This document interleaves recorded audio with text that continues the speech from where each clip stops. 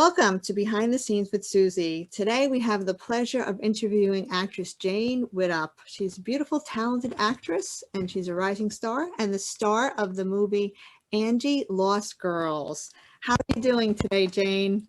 I'm pretty good. How are you? I'm doing just fine. Getting through this pandemic. What about you? Same. Same. Well, let me tell the viewers something about you, okay? Okay. Here we go. Jane Washington Widdop was born in Memphis, Tennessee, to William Widdop, who is a veterinarian, and Cheyenne Widdop, who's an interior designer. After moving to LA in 2010, Jane made her first TV appearance in Two Broke Girls.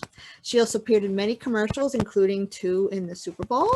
She then made her first movie debut in Jessica Darling's It List, followed by a recurring role on The Kicks. She continued to make more guest star appearances, including roles on Fresh Off the Boat, Speechless, and Making Moves. Her latest roles include Brienne on Deadly Daughter Switch and Laura Lee on Yellow Jackets, which was just picked up by Showtime. Congratulations to you on that, Jane. We'll have to talk about that also. Today we're talking to Jane about being Angie in the film Angie Lost Girls. Angie Lost Girls covers a very serious subject. It's about child trafficking. So Angie, tell me how you got the part and why this role is just, an incredibly significant role. So basically I started out with the auditioning process. At first I sent in a self-tape, and then I got a call back, and then I did a screen test, which is essentially where you kind of have two actors and you kind of see the chemistry that they play off of one another. So I did that with Dylan, and then I did that with another Mario. And then from the very first moment that I read the script for my audition, I was impacted by it. And I just felt really, really honored that I was the one that was able to tell the story. Because I think a lot of girls and boys that are in this situation can't, and they are silenced. And I think it's really, really important that, this is coming out, especially in 2020, 2021, I think it's a really great time for it to be put out there, because I think the world needs to understand how prevalent it is and kind of right under our noses. And it's interesting that you said that, because of the pandemic, there has been a lot more online predators. And this is one of the ways that they're getting them. Now, for those of you that have not seen the movie, and it is streaming everywhere, it is made by Julia Verdon, and also by an organization called Artists for Change, which seeks to make movies that have impact. Olivia Diabo plays your mom. Dylan Sprayberry plays the person that gets you into this web of trafficking. And in this movie, you play just a regular suburban girl that finds yourself in the throes of this. Yeah. I think what's very interesting is, where this story takes place is right near my house. And so it's very, kind of alarming to read the script and then realize that. And then, of course I did all of my own research when I was, had booked this, and learning the statistics and learning about how prevalent it is horrible. And, there are these buses that are in LA that are topless maid services. And I always point them out to my friends, and I'm like, that's not that's trafficking. But you can't tell. And so I think just, talking to people and getting people more aware of what's going on, and helps the cause tenfold, because as soon as you know about it, you can do something about it. I was wondering about this, because I also was not aware of it. Even though I work with some groups, I was not aware of the prevalence of it and how it is right under our nose. And I was wondering, when you were in school, did they teach you this? And do your friends know about this? Well, when I was in school, I didn't get much of it, much information about it, especially in middle school. I kind of had a different, I did online high school, so I can't attest to what a public high school would give me, because I didn't go to that. But definitely in middle school, it was not brought up. And I think the first time that I ever kind of interacted with trafficking was when I was in middle school. My friends like got a text on their phone and it would be like a link, and it was like a tracking link. And I think that was kind of the first time that it was really put in front of me. And um, yeah, it's alarming because I know that a lot of people will fall for that. And I think that was kind of the only time it was talked about, and the school didn't even talk about it. It was just like my friends, we were discussing, oh, did you get this weird text? Like, don't respond. Yeah. So. And so, doing this movie and watching this movie, there are some difficult scenes, I think, did everyone on set really feel like they were making a difference, that they were really tackling something very dark and deep? Yeah. And there was definitely a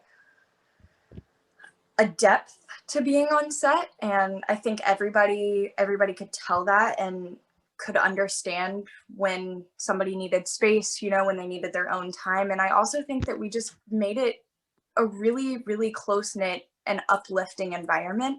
And I think you have to do that when it's something so dark that's going on. You have to find like the laugh in between the scenes, even if my mom would always be like, don't laugh in between takes, like it'll snap you out of the scene. I'm like, I don't care. I can get back into it, but this is too heavy to just sit with, I need something, I need some type of levity.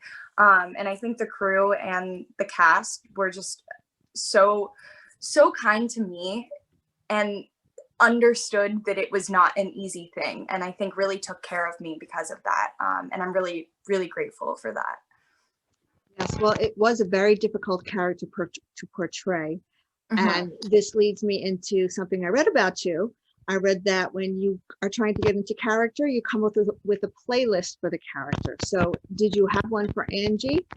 I did. It's what I call the Master Angie playlist. It's about 4 hours, and it kind of follows the movie. It starts out a little bit more happy and uplifting and kind of like a budding romance, and then gets really, really dark. And it was kind of necessary for me, like while I was in the makeup chair before scenes, to just get in that headspace so that I could easily go back to it if I snapped out of it, for instance. And I think having the music and having like, for this scene, or if I'm in this part, I'm going to listen to this song because that's kind of where I'm at. But at a completely different part in the movie, I would put on a completely different song. And I think making those associations really helped me with the character and having those different points, because there are a lot of different points. There's a point where she's really, really happy, and then she's really, really going through it and not happy. But having those, the dichotomy of that was definitely it helped to have the playlist and be able to kind of snap in and out of those emotions. And can you name some artists that were on the playlist? Yeah. Hosier. I think I'm a really big fan of Sarah Bareilles, so a lot of Sarah Bareilles on it. And I think a lot of Conan Gray maybe, but a lot of like sad songs. I think that's my like cry playlist now when I go to it. That's like I'm in my feels type of playlist now, but it's definitely just a lot of tearjerkers, I think, from a variety of artists. It's fitting, and when you watch the movie, anyone watching, you'll understand why the songs are sad. But of course, there's a message. There is a message of hope and awareness. Yeah. And one of the things that I believe that the movie maker will be doing is taking this movie, so quote unquote, on the road, so that parents and children can watch this movie and become aware. In this movie, you also sang. Are you a singer?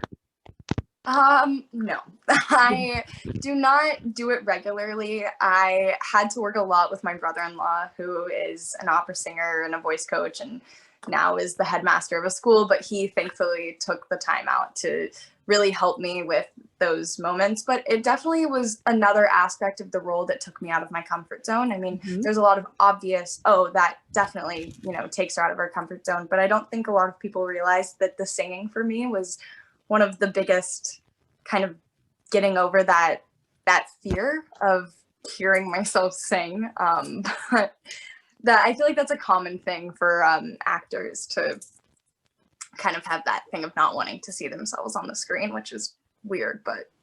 Well, I mean, I think you sang well. I mean, you were playing a teenager that wanted to be discovered for her singing, you know, so you weren't American Idol crazy, and you knew how to sing. So I think you were just perfect for the role, and you should pursue that. So you have a pleasant voice, and you played an instrument. Wasn't there a ukulele in it? Yeah, a ukulele, and I actually worked with my best friend, and because she had a ukulele, and she came over and she taught me the night before the callback, and I had to like master all the chords, and my fingers were like bleeding by the end of the night.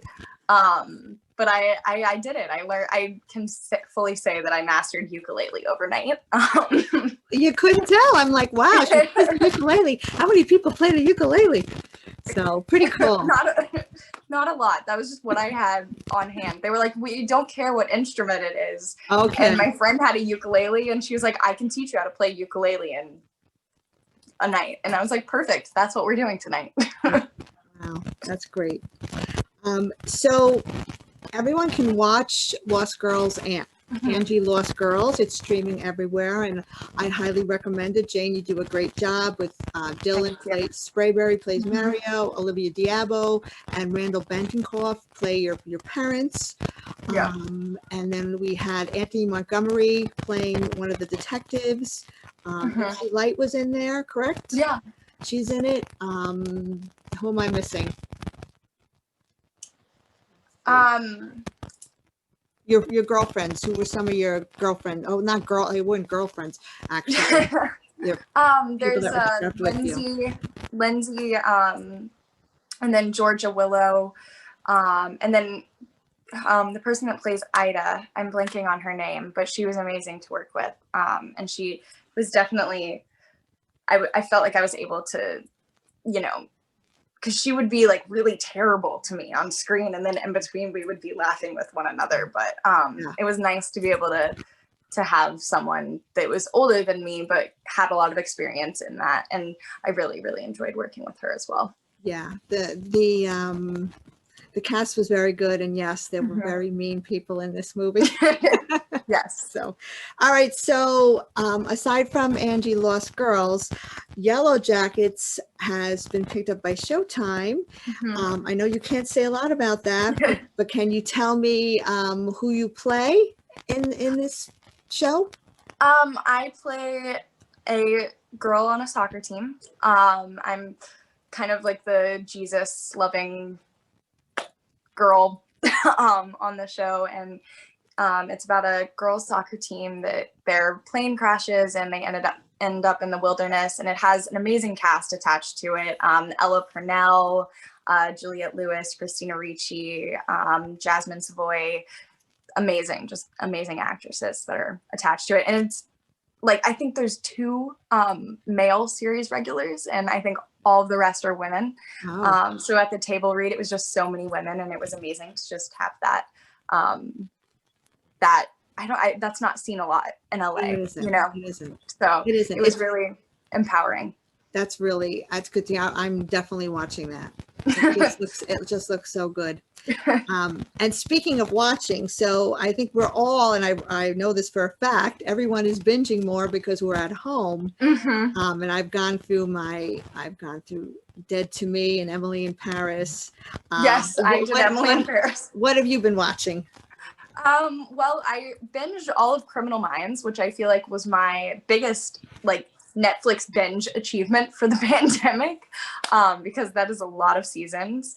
And then, of course, Bridgerton, Outer Banks. I actually have an Outer Banks playlist. That was one of those things. But I really do think that what is being put out on Netflix is amazing I think that they've come up with a lot of amazing shows to watch right now. I'm trying to think of other ones that I've seen. Emily in Paris was good. I feel like I finished that in one night. I couldn't. Yeah. I remember like my eyes were closing, and I'm like, no, I gotta see it. And then I remember a week after I watched it, my dad was telling me that he had watched it all in one night. Like while he was in front of the TV, he stayed up till 4 a.m., which given this man goes to bed at 8 o'clock every single night. And he stayed up till 4 a.m. watching every single Emily in Paris episode. And that you're probably too young for this, but have you watched Sex in the City? Yes. Okay. I've seen every season. It is amazing. Don't you think that Emily would be perfect as Sarah Jessica Parker's daughter? Don't you think that, like, if she had a daughter, that would be her? Yes, that definitely would. That was a good show. Good show. So, what have you been doing during this pandemic to keep your sanity? I got into yoga and meditation. So that's been really fun. I bought a skateboard, so I've been skateboarding and trying not to injure myself doing that. And going to the beach a lot. I'm so thankful that I live in LA and the beach is like a 40-minute drive. But yeah, just, trying to stay home, but also get out of the house every once in a while, even if it's just going for a walk, because I think it's really easy to get stuck inside right now, but it's nice to enjoy nature. That's kind of my favorite thing to do during the pandemic. Yeah, definitely. Oh, and one thing also I know that we had, I forgot to mention, I hear that there is a certain genre of movies that we both like. Yes. The Adam Sandler genre. Yes. Yes, I love all of the Happy Madison production movies. Yeah. They're amazing. Yeah, I think I'm gonna have to watch them tonight. Just the mere thought of it, like, puts a big smile on my face. I know, me too. One of the scenes. It's such like stupid but good comedy that you can just. I love it. It makes me laugh so much. It's stupid funny. That's the best way to describe it. Stupid funny. And isn't that what we all need right now, is just stupid funny? Truly. Yes, truly. So Jane, if people want to get in touch with you, where can we find you? Well, I'm mainly on Instagram. I do have a Facebook page, but you can find me on Instagram at official Jane Widdop. And then my Facebook page is just under Jane Widdop. But I mainly stick to Instagram and Facebook and sometimes TikTok. But TikTok's a scary world for posting, I feel like. I kind of just focus on Instagram. That's wonderful. That's wonderful. And Angie Lost Girls is streaming everywhere. You can go to just Google the movie, or artistforchange.com will tell you where to find it. And Jane, I thank you for doing a movie like this. It was quite a part. So I really thank you, and I hope everyone goes out to see it. And it was just a pleasure speaking to you. Yes, it was such a pleasure. Thank you. Thank you, Jane. Bye-bye. Bye.